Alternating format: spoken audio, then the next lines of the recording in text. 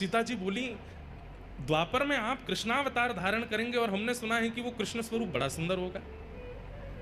राम जी बोले, अब कोई कम सुंदर है हम? बोले नहीं, सुंदर तो आप अभी भी बहुत हो, पर हमें लगता है कि अभी आप इतने सुंदर हो तो कृष्णावतार में और सुंदर, इससे सुंदर और क्या होगा?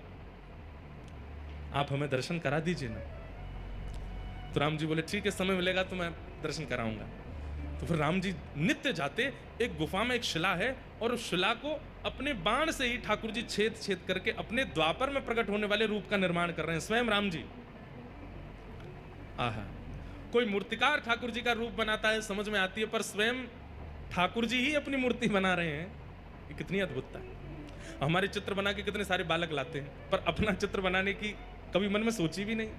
और कोई व्यक्ति अपना चित्र क्यों बनाएगा? लेकिन यहां श्री राघव जी अपना चित्र बना रहे हैं।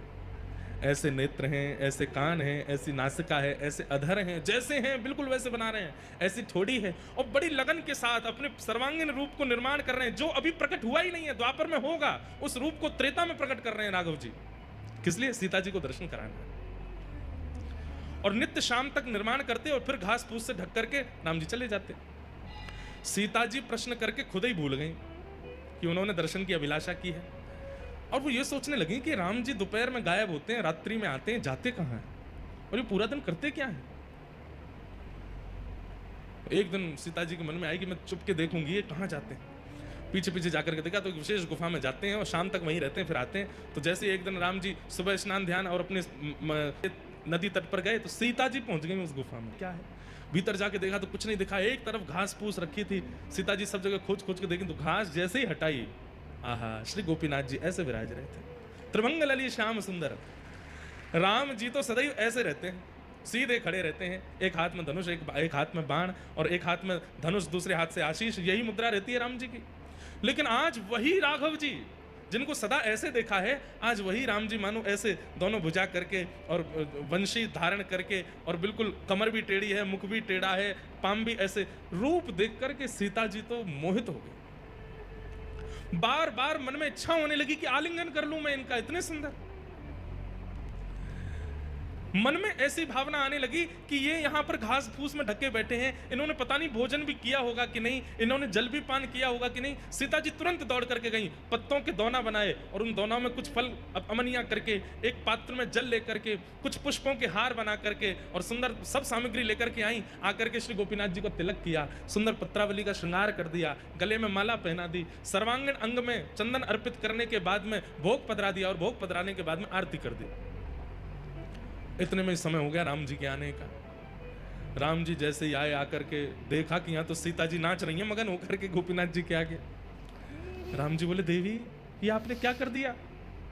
अरे ये देखो कितने सुंदर हैं, हमें तो आपने सारे तीर्थों में सब स्थान देवताओं के दर्शन कराए, इन देवता का दर्शन क्यों नहीं कराया हमको? ये बेचारे घास फूस में ढके रखे थे, हमने इनका भोग लगा दिया, माला पहना दी, चंदन पधरा दिया। राम जी बोले, देवी ये कोई स्थान देवता नहीं थे, तो आपने हमसे जिज्ञासा की थी कि द्वापर के रूप का दर्शन कराओ, तो मैं अपने हाथ से ही अपना रूप बनाना था, ये मेरे द्वापर का स्वरूप है। सीता जी बोली, ये आपके द्वापर का स्वरूप है? बोले जी, यही श्री कृष्ण है। सीता जी तो भाव विह्वल हो गई, बोले कि आप वचन दीजिए। बोले क्या? आप अकेले नहीं आएंगे द्वापर में, द्वापर में एक रूप से तो मैं लक्ष्मी ही आपकी पराम्बा जगदम्बा रुक्मणी बनकर के आऊंगी, पर इस रूप का आस्वादन करने के लिए आपको मुझे पूर्व में भी बुलाना पड़ेगा।